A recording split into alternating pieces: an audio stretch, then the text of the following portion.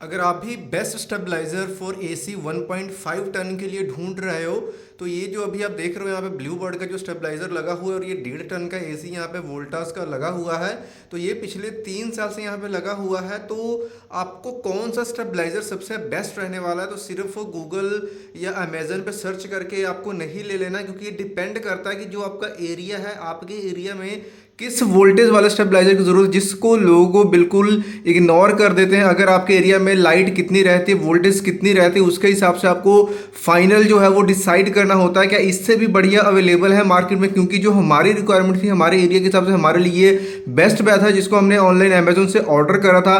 कितने का पड़ता है देखिए, स्टेबलाइजर 2500 से शुरू होकर के 7-8 हज़ार तक जाता है, डिपेंड करता है आपकी रिक्वायरमेंट क्या है। तो उस चीज़ों को समझने के लिए आपको लेके चलता हूँ व्हाइट बोर्ड पे और आपको बताता हूँ कि क्या क्या चीज़ों को आपने देखना है और सबसे बेस्ट एसी का जो स्टेबलाइजर है वो कौन सा रहेगा आपकी यूज और आपकी नीड के हिसाब से। तो वीडियो को स्किप करने की गलती मत करना। तो लाइव दिखाया कि ब्लू बर्ड का मेरे यहाँ पे लगा हुआ है, और जो ब्लू बर्ड के स्टेबलाइजर जनरली कॉस्टली आते हैं, लेकिन आपको बजट रेंज में सबसे बेस्ट क्या क्या मिल सकता है उसकी बात करते हैं। लेकिन जब भी आप स्टेबलाइजर खरीदने जाते हो, सबसे इंपॉर्टेंट चीज़ आपको ये ध्यान में रखना है कि जो भी आपका एरिया है वहाँ पे जो इलेक्ट्रिसिटी आपके यहाँ आती है, जो बिजली आपके यहाँ आती है, उसकी एवरेज जो वोल्टेज है वो कितने से कितनी रेंज में फ्लक्चुएट करता है। नॉर्मली अगर हम इंडियन होम्स की बात करें तो जो ये वोल्टेशन जो है, ये वोल्टेज जो फ्लक्चुएशन करता है 160 वोल्टेज से लेकर के 270 वोल्टेज तक जाता है। जैसे हमारे एरिया में नॉर्मली ये 230 या 240 तक रहता है, जो कि बहुत ही बेस्ट वोल्टेज माना जाता है। और कुछ एरियाज़ में, जैसे स्पेशली जो गांव वाले एरियाज़ होते हैं, वहाँ पे ऐसा भी देखने को मिलता है कि लाइट कम होकर के 90 वोल्ट तक भी चली जाती है।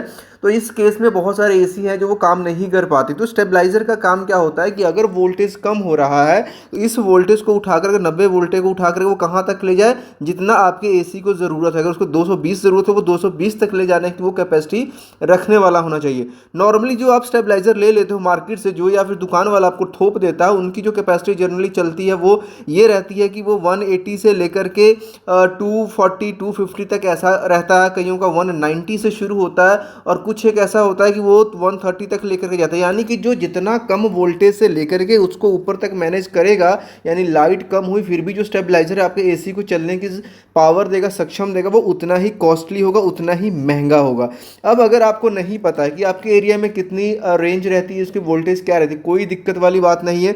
यहाँ पर जो भी मैं आपको मॉडल बताऊंगा वो सभी आपको जो लाइव आपका मतलब इलेक्ट्रिसिटी की जो वोल्टेज है वो तो बताएगा साथ में। अब यहाँ पे ध्यान में दीजिए, एट मैक्स कम से कम क्या हो सकता है कि जो नॉर्मली जितने भी इंडियन होम्स हैं, जितने भी एरियाज हैं, उनमें हम ये मान करके चल सकते हैं 130 से कम नहीं होता है। बहुत रेयर केसेस में वो 70 80 90 तक जाता है।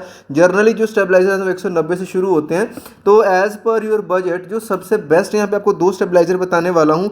एक तो आप माइक्रोटेक ब्रांड को कंसीडर कर सकते हो, माइक्रोटेक को, ठीक है।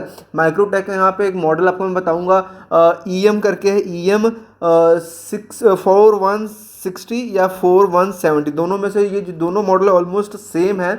और इनका जो प्राइस की अगर बात कर लूँ तो ये वैसे तो जनरली 3800 का है, बट अगर आज की डेट में इसको अमेजोन से परचेज करते हो तो आपको ये 2200 या 2300 में इजीली अवेलेबल हो जाएगा।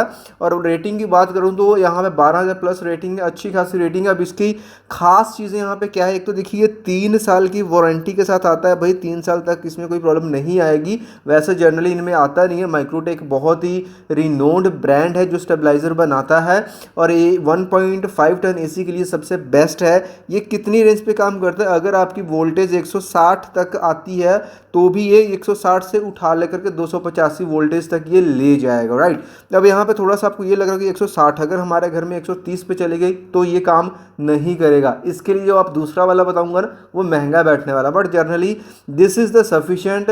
नॉर्मली जो है 200 से ज़्यादा ही रहती है, तो आप इसको आराम से ले सकते हो, क्योंकि जो दुकान वाले आपको देते हैं भाई 200 से ऊपर वाला देते हैं, ये तो फिर भी 160 वाले तक का है, ठीक है।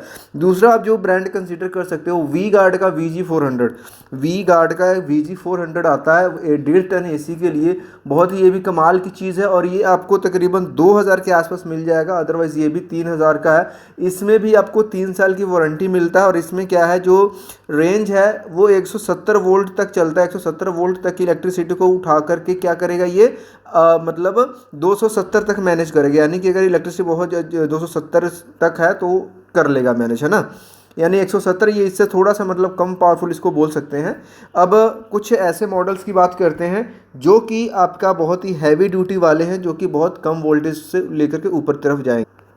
अब ब्लू बर्ड के मॉडल्स की बात कर लेते हैं, जो कि अब मैंने आपको दिखाया था। तो ब्लू बर्ड में क्या है, एक आपको मॉडल मिलता है तकरीबन तकरीबन आपको वो मान के चलिए 3800 से 4000 के बीच में, 3800 इसको मान के चलते हैं। इसकी कैपेसिटी कितना है, ये 150 वोल्टेज से लेकर के 280 वोल्टेज तक मैनेज करेगा। अब तक हमने जितना बात करी उससे सबसे ज़्यादा पावरफुल। अगर आपके एरिया में बहुत ही लाइट डिम होने की प्रॉब्लम होती है, लाइट बहुत नीचे तक चली जाती है, तो एक ब्लू बर्ड का एक मॉडल आता है 4 kVA digital voltage stabiliser with HLC, जिसकी प्राइस की अगर बात करूं तकरीबन तकरीबन आपको ये 6000 का बैठता है। ब्लू बर्ड की बात कर रहा हूं, और ये आपका 130 वोल्टेज तक को उठा करके 280 वोल्टेज तक को ये मैनेज कर लेता है। और लास्ट में बताने वाला हूँ जो सबसे पावरफुल है, इससे पावरफुल कोई मतलब स्टेबलाइज़र नहीं आता है। अब इसमें देखिए ऑल्टेन का है और अमेजन पे लकीली अवेलेबल है, लेकिन बहुत कम अवेलेबिलिटी रहती है।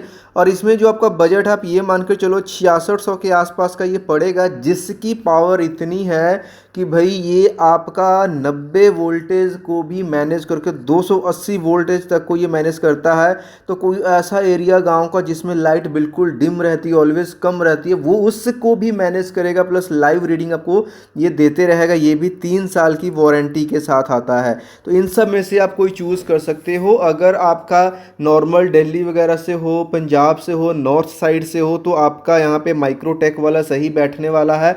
और अगर आप स्पेसिफिक एरिया के बारे में जानना चाहते हो, आप कहाँ से हो, तो प्लीज़ अपना एरिया का नाम कमेंट कर देना।